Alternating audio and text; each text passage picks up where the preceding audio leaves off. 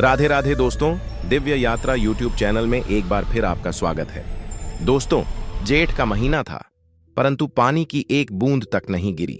किसानों ने तरह तरह के जप तप हवन और यज्ञ किए, देवी देवताओं से मन्नतें मांगी, परंतु इंद्रदेव किसी पर भी दया करने को तैयार न थे।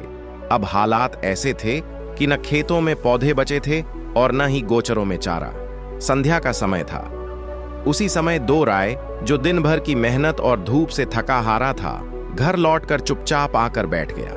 वह गहरी उदासी में डूबा हुआ था। उसका मुख पीला पड़ चुका था, होंठ सूख रहे थे और आंतें सिकुड़कर चिपक गई थीं। पिछले 2 दिनों से उसने अन्न का एक दाना भी नहीं खाया था। घर में जो कुछ भी था, सामान, गहने, कपड़े, बर्तन भांडे, सब भूख की आग में समा चुके थे। अब तो गांव का साहूकार भी उसे कर्ज देने से साफ मना कर चुका था। देवकी ने अपने पति की ओर देखा। उसकी आंखों में आंसू उमड़ आए।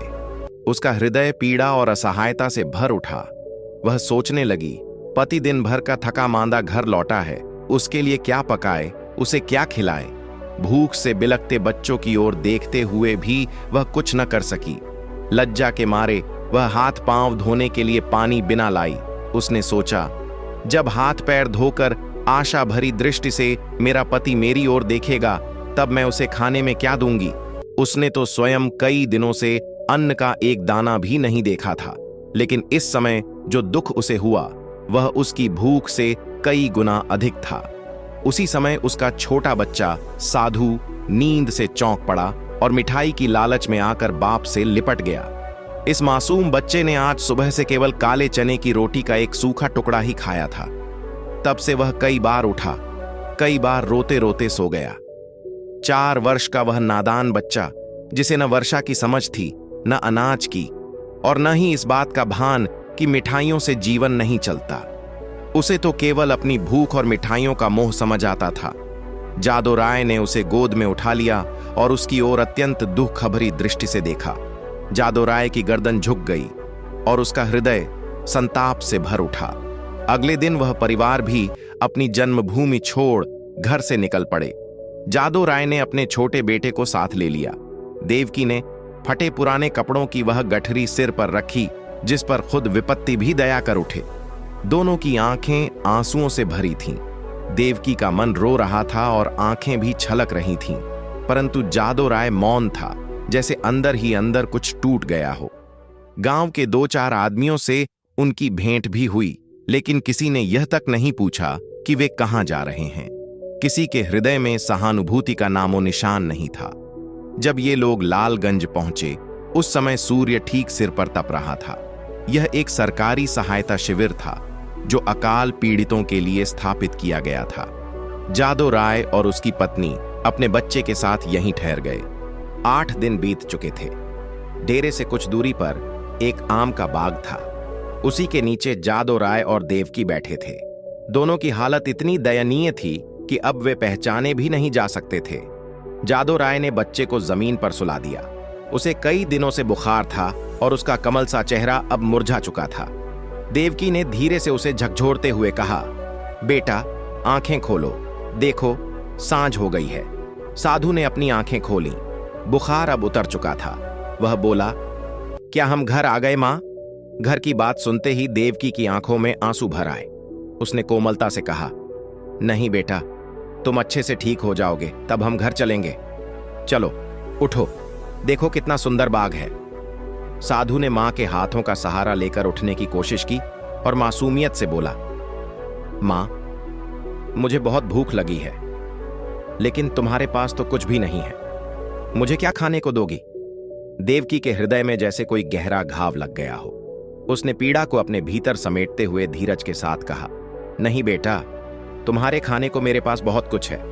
यह सुनकर साधु ने मां की गोद में सिर रख लिया और भावुक स्वर में बोला, मां, अगर मैं ना होता तो तुम्हें इतना दुख ना सहना पड़ता।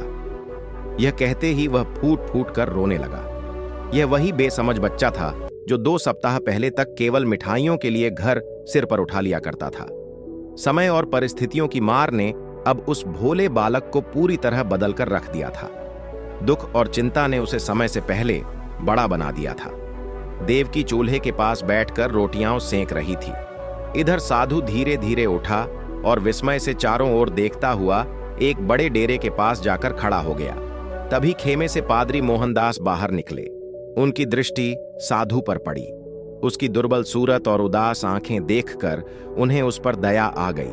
प्रेम से भरे हुए पादरी साहब ने उस बच्चे को गोद में उठा लिया और उसे अपने डेरे के भीतर ले गए। अंदर पहुंचते ही उन्होंने उसे बिस्कुट, केले और अन्य स्वादिष्ट चीजें खाने को दी। यह सब देखकर बालक की आंखों में चमक आ गई। अपनी जिंदगी में उसने कभी इतने स्वादिष्ट व्यंजन न देखे थे। भूख से पीड़ित उसका शरीर थरथरा रहा था और बुखार की ज्वाला उसे बेचैन किए दे रही थी। उसने खूब पेट भर कर खाया। फिर वह कृतज्ञ नेत्रों से पादरी साहब की ओर देखकर बोला, साहब, क्या आप मुझे रोज ऐसी चीजें खाने को देंगे? पादरी साहब उसके मासूम सवाल पर मुस्कुरा दिए और बोले, मेरे पास इससे भी अच्छी अच्छी चीजें हैं। यह सुनकर साधु के चेहरे पर चमक आ गई। उसने उल्लासपूर्वक कहा, तो अब मैं रोज आपके पास आया करूंगा। मां के पास ऐसी चीजें कहां हैं? वो तो रोज मुझे सिर्फ चने की रोटियां देती है। उधर देवकी ने नरम गरम रोटियां सेंक ली थीं और साधु को पुकारने लगी। वह दौड़ता हुआ मां के पास आया और गर्व से बोला, मां, साहब ने मुझे बहुत स्वादिष्ट चीजें खाने को दी हैं। वे बहुत अच्छे हैं। देवकी ने स्नेह से कहा, मैंने तुम्हारे लिए भी नरम रोटियां बनाई हैं। आओ बैठो, तुम्हें खिलाती हूं।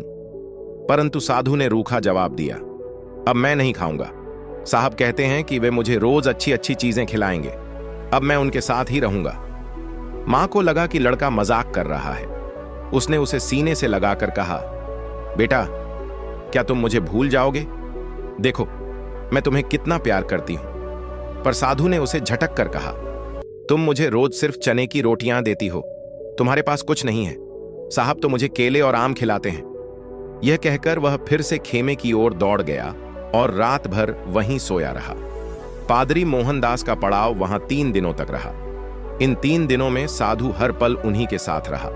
साहब ने उसे दवाइयां दी, फल और मिठाइयां दी। उसका बुखार अब धीरे धीरे उतरने लगा था। गांव के भोले भाले किसान यह देखकर पादरी साहब को आशीर्वाद देने लगे। लड़का अब बिल्कुल चंगा हो गया है, वे कहते। साहब को परमात्मा सुखी रखे। उन्होंने तो जैसे बच्चे की जान ही बचा ली। तीसरे दिन की रात को पादरी साहब ने वहां से कूच किया। सुबह जब देवकी उठी तो साधु दिखाई नहीं दिया। उसने सोचा कि शायद वह कहीं टपके गिरे हुए फल ढूंढने गया होगा। थोड़ी देर बाद उसने जादू राय से कहा, लल्लू यहां नहीं है। जादू राय ने भी यही उत्तर दिया, कहीं टपके ही ढूंढ रहा होगा। लेकिन जब सूरज निकल आया और खेतों में काम पर जाने का समय हो गया, तब जादू राय को थोड़ी चिंता होने लगी। उसने देवकी से कहा, तुम यहीं बैठी रहना, मैं अभी जाकर उसे ढूंढ कर लाता हूं। जादू ने बाग के चारों ओर, सारे खेतों में, यहां तक कि आसपास के रास्तों में भी उसे ढूंढा, लेकिन लल्लू कहीं न मिला। जब घड़ी में 10 बज गए तब वह निराश होकर लौट आया। साधु न मिला। यह देखकर देवकी जोर जोर से रोने लगी। फिर दोनों पति पत्नी अपने लाल की तलाश में निकल पड़े। रास्ते में तरह तरह के विचार उनके मन में आने लगे। देवकी को पूरा विश्वास था कि उस साहब ने कोई मंत्र डालकर बच्चे को वश में कर लिया है। उसे यह पक्का लगने लगा कि साधु को किसी जादू टोने से अपनी ओर खींच लिया गया है। पर जादू राय इस कल्पना को तुरंत स्वीकार नहीं कर पा रहा था। उसे लग रहा था कि बच्चा इतना दूर अनजान रास्तों पर अकेले नहीं जा सकता। फिर भी दोनों ने गाड़ी के पहियों और घोड़ों के टापों के निशान देखते हुए यात्रा जारी रखी। यहां तक कि एक सड़क पर आ पहुंचे। वहां गाड़ी के पहियों के भूत से निशान थे। घोड़ों की टापों के चिन्ह भी एक झाड़ियों की तरफ जाकर अचानक गायब हो जाते थे। आशा का अंतिम सहारा भी टूट गया। दोपहर हो चुकी थी।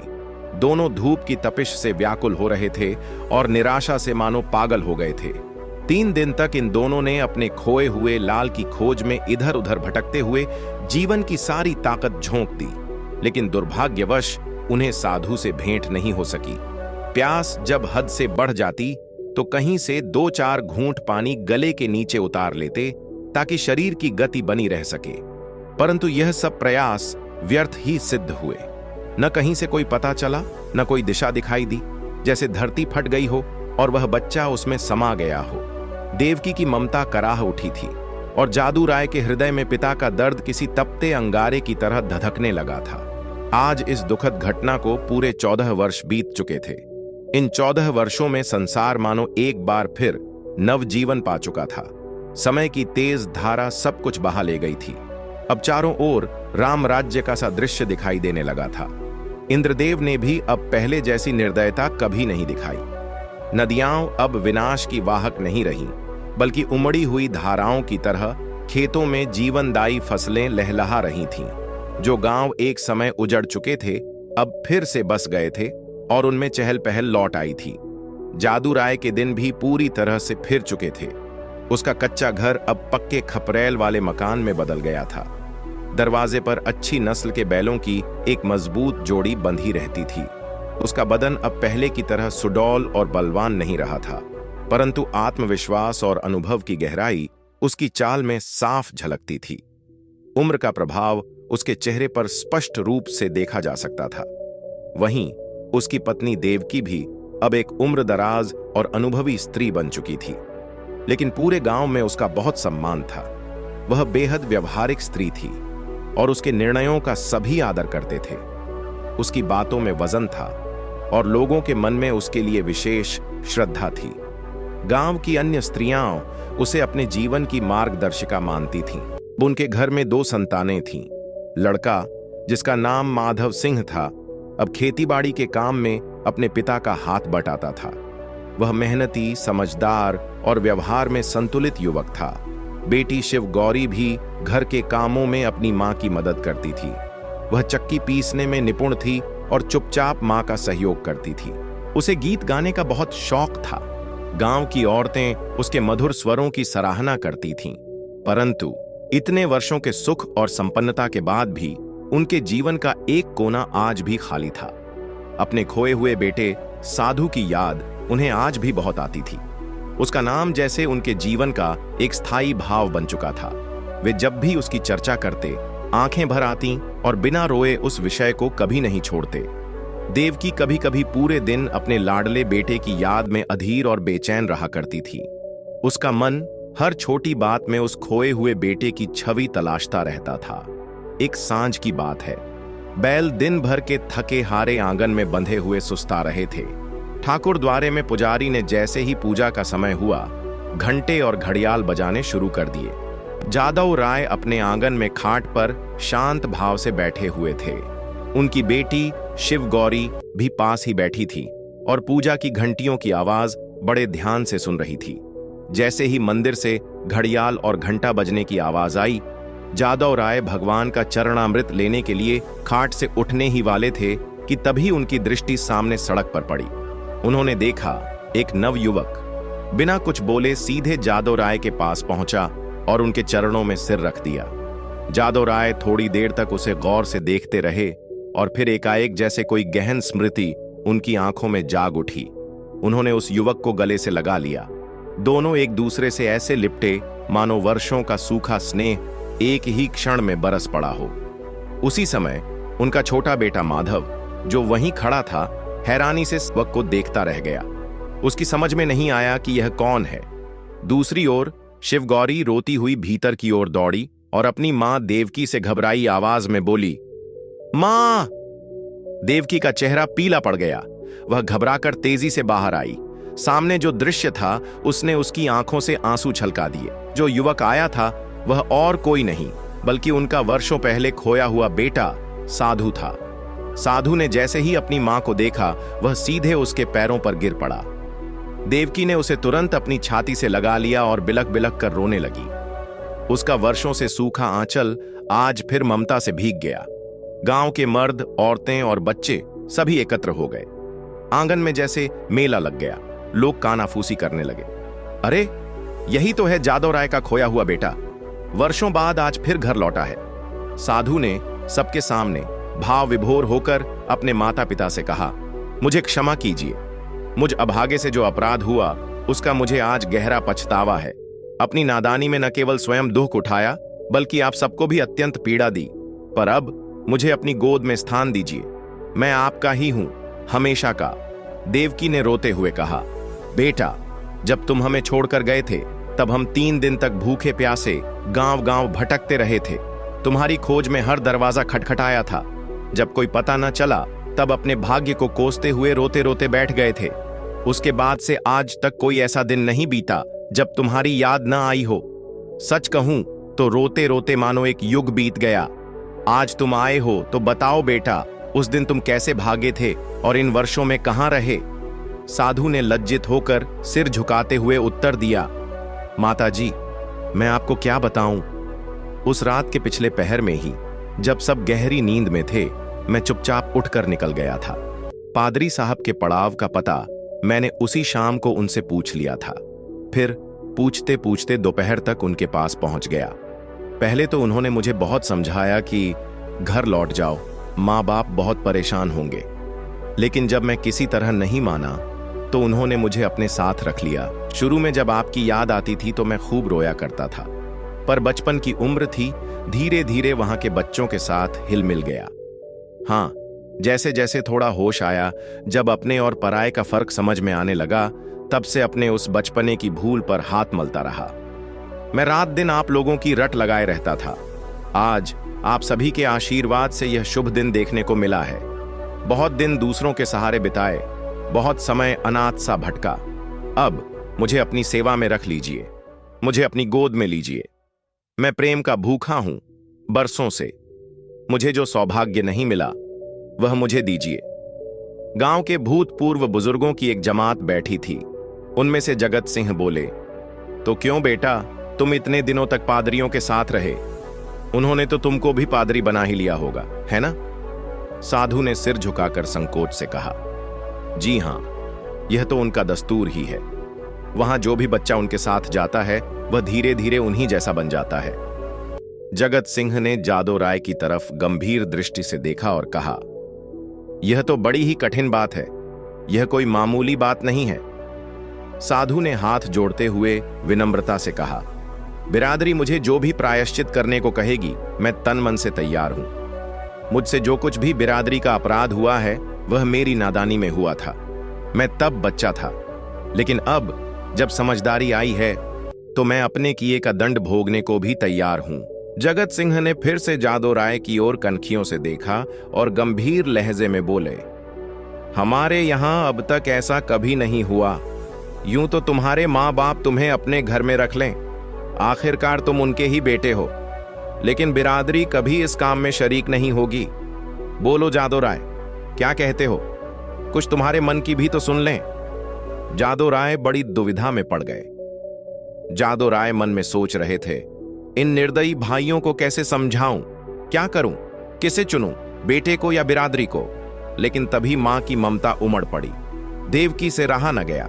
वह अधीर होकर हृदय से बोल उठी, मैं अपने बेटे को अपने घर में रखूंगी, उसे अपने कलेजे से लगाऊंगी। कितने सालों के बाद मैंने उसे पाया है, अब उसे छोड़ नहीं सकती, चाहे कुछ भी हो जाए। जगत सिंह, जिनका चेहरा अब तनिक कठोर हो गया था, रुष्ट होकर बोले, तो फिर चाहे बिरादरी छूट ही क्यों ना जाए। देवकी ने भी बिना डरे गर्म होकर उत्तर दिया, हां, चाहे बिरादरी छूट जाए, बेटा ही ना रहे तो बिरादरी किस काम की। आदमी बिरादरी की आड़ तब पकड़ता है जब उसके पास लड़का होता है। जब लड़का ही ना रहे तो ऐसी बिरादरी की मर्यादा किस काम आएगी। गांव के कई मर्द जो पास ही खड़े थे अब गुस्से में आंखें लाल करते हुए बोले, ठकुराइन, बिरादरी की तो तुम बड़ी मर्यादा करती हो। लड़का चाहे किसी राह चला जाए, लेकिन बिरादरी उसकी बात तक न करे, ऐसी बिरादरी कहीं और नहीं होगी। हम साफ साफ कह देते हैं, अगर यह लड़का तुम्हारे घर में रहा तो बिरादरी तुम्हें यह बता देगी कि वह क्या कर सकती है। जगत सिंह, जो कभी कभी जादो राय से रुपए उधार लिया करते थे, अब मधुर स्वर में बोले, भाभी, बिरादरी यह थोड़ी कह रही है कि तुम लड़के को घर से निकाल दो। आखिर वह इतने सालों बाद आया है तो हमारे सिर आंखों पर, बस जरा खाने पीने और छूत छात का बचाव बना रहना चाहिए, और क्या। फिर उन्होंने जादो राय की ओर मुखातिब होकर कहा, बोलो जादो भाई, अब बिरादरी को कितना दबाना चाहते हो? जादो राय ने अपने पुत्र की ओर करुण नेत्रों से देखा और शांत स्वर में बोले, बेटा, जहां तुमने हमारे साथ इतना स्नेह और प्रेम दिखाया है, वहां जगत भाई की यह छोटी सी बात भी मान लो। साधु ने कुछ तीखे शब्दों में आत्मसम्मान से कहा, क्या मान लो? यह कि अपनों में रहकर भी गैर बनकर रहूं? यह कि मेरे छूने से पानी और मिट्टी तक अपवित्र हो जाए? नहीं पिताजी, यह मेरे किए नहीं होगा। मैं इतना निर्लज्ज नहीं हूं कि अपना अपमान सह लूं और चुपचाप देखता रहूं। जादू राय को पुत्र की यह कठोरता अप्रिय लगी। वे चाहते थे कि इस वक्त जब बिरादरी के लोग सामने खड़े हैं तब किसी तरह से एक समझौता हो जाए। उन्होंने सोचा कि बाद में जैसे भी हो वे अपने बेटे के साथ वैसे ही रहेंगे जैसा उनका मन कहेगा, लेकिन अभी के लिए एक संधि आवश्यक है। कुछ चिढ़कर बोले, इतनी सी बात तो तुम्हें माननी ही पड़ेगी। साधु राय इस रहस्य को समझ नहीं सका। पिता के स्वर में उसे निष्ठुरता की झलक दिखाई दी। उसकी आंखों में एक बार फिर वे दिन घूम गए जब वह अकेला भूखा तन्हा पादरियों के साथ पड़ा रहा। वह बोला, मैं आपका बेटा हूं और आपके बेटे की तरह ही रहूंगा। आपके भक्ति और प्रेम की प्रेरणा ही तो मुझे यहां तक खींच लाई है। मैं अपने घर में ही रहने आया हूं। अगर यह नहीं तो इसके सिवा मेरे पास कोई और उपाय नहीं है कि जितनी जल्दी हो सके मैं यहां से भाग जाऊं। जिनका खून सफेद हो गया है उनके बीच रहना व्यर्थ है। ऐसे निष्ठुर लोगों के साथ नाता जोड़ना केवल दुख और अपमान को बुलावा देना है। देवकी ने रोते हुए करुण स्वर में कहा, लल्लू, मैं तुम्हें अब जाने नहीं दूंगी। मैंने तुझे जन्म दिया है, अपने कलेजे से लगाकर पाला है। आज जब तू सामने खड़ा है तो कैसे तुझे फिर से खो दूं? साधु की आंखें भर आईं। उसने मां की ओर देखकर हल्की मुस्कान के साथ कहा, मां, मैं तो केवल तुम्हारी ही थाली में खाऊंगा। जिस मां ने मुझे जन्म दिया वही मुझे फिर से अपनाए। इससे बड़ा सौभाग्य मेरे लिए क्या होगा? देवकी ने स्नेह और ममता से भरी दृष्टि से उसकी ओर देखा और बोली, मैंने तुझे अपनी छाती से दूध पिलाया है। तू अगर मेरी थाली में खाएगा तो क्या बुरा होगा? तू मेरा ही बेटा है, कोई पराया तो नहीं हो गया है। मां के इन वचनों को सुनकर साधु भीतर तक भीग गया। उसके भीतर जो वर्षों का खालीपन था वह भरने लगा। इन शब्दों में जितना अपनापन, ममता और स्नेह था वह कहीं और नहीं पाया था। वह बोल पड़ा, मां, मैं तो इसी इरादे से आया था कि अब कहीं और नहीं जाऊंगा। मुझे अब यही घर अपना लगता है। लेकिन वह थोड़ी देर रुका, फिर धीरे से बोला, लेकिन यदि मेरी उपस्थिति के कारण तुम्हें बिरादरी से तिरस्कार सहना पड़े, तुम्हें समाज में अपमानित होना पड़े, तो यह मैं सह नहीं पाऊंगा। मुझसे इन गंवारों का ढोंग और कोरा अभिमान देखा नहीं जाता। इसीलिए मां, अभी के लिए मुझे जाने दो। जब कभी मुझे अवसर मिलेगा मैं चुपचाप तुझे देखने आ जाया करूंगा। तुम्हारा प्रेम, तुम्हारा स्नेह, तुम्हारा आंचल, ये सब मेरे चित्त से कभी नहीं मिट सकते। फिर वह थोड़ी देर चुप रहा, फिर गहरी सांस लेकर बोला, लेकिन यह बात मेरे लिए असंभव है कि मैं इस घर में रहूं और अलग बैठकर खाना खाऊं, अलग थाली में भोजन करूं। ऐसा अपमान मैं नहीं सह सकता। इसलिए मां, मुझे माफ कर दो। देवकी भीतर से पानी लेकर आई। साधु ने हाथ मुंह धोया। तभी बहन शिव गौरी, जो मां का संकेत पा चुकी थी, डरते डरते साधु के पास आई। उसने श्रद्धा और स्नेह से भरकर साधु को आदरपूर्वक प्रणाम किया। साधु ने पहले तो बहन को और फिर मां की मुस्कान को देखा और सब कुछ समझ गया। उसने अपनी बहन को गले से लगा लिया, फिर भाई को भी सीने से चिपका लिया। मां यह दृश्य देखकर स्तब्ध खड़ी थी। वह अपने मन में उमड़ते भावों को शब्द नहीं दे पा रही थी। उसकी आंखों से आनंद के आंसू बह रहे थे। वह अपने हृदय में छुपे वर्षों के खालीपन को भरते देख रही थी। जलपान करके वह मां बाप के सामने सिर झुकाकर खड़ा हो गया। फिर विनम्र स्वर में बोला, मैं वहीं जा रहा हूं जहां से तंग होकर आया था, उसी क्षेत्र में जहां पर अपना कोई नहीं था। देवकी फूट फूट कर रो रही थी। उसका मन जैसे किसी ने चीर दिया हो। वहीं जादू राय आंखों में आंसू भरे हुए, हृदय में एक ऐंठन और ग्लानि का अनुभव करते हुए सोच रहे थे, हाय, मेरा लाल मुझसे फिर से अलग हुआ जाता है।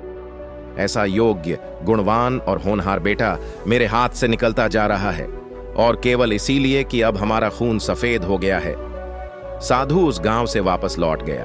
तो दोस्तों, अगर आपको आज की कहानी अच्छी लगी तो चैनल को सब्सक्राइब करके हमें सपोर्ट कर दीजिए और कमेंट्स में राधे राधे लिखना ना भूलना।